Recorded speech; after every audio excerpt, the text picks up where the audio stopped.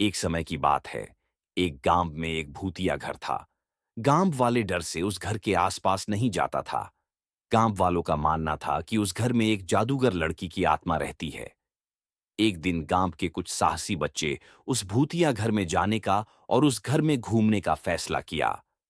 बच्चे जब घर के सामने गए तो देखा सिर्फ खिड़की खुली हुई है और बे सभी उसी खिड़की से अंदर चले गए। बे अंधेरे में घर के अंदर घूम ही रहे थे कि अचानक से खिड़की बंद हो गई। यह देखकर सारे बच्चे डर गए।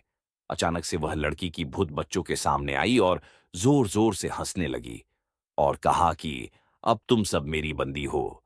मैं किसी को जिंदा नहीं छोड़ूंगी। बच्चों को डर के मारे कुछ समझ नहीं आ रहा था, लेकिन फिर भी बेहिम्मत नहीं हारे और सब एक साथ मिलकर बाहर निकलने का रास्ता ढूंढने लगे। ढूंढते ढूंढते एक बच्चे को एक पुरानी किताब मिला, जो कि एक जादुई किताब था। और उस किताब में एक जादुई मंत्र लिखा था, जिसके उच्चारण करने से वह भूत घर से दूर भाग सकती थी। बच्चों ने मिलकर उस मंत्र को पढ़ना शुरू किया।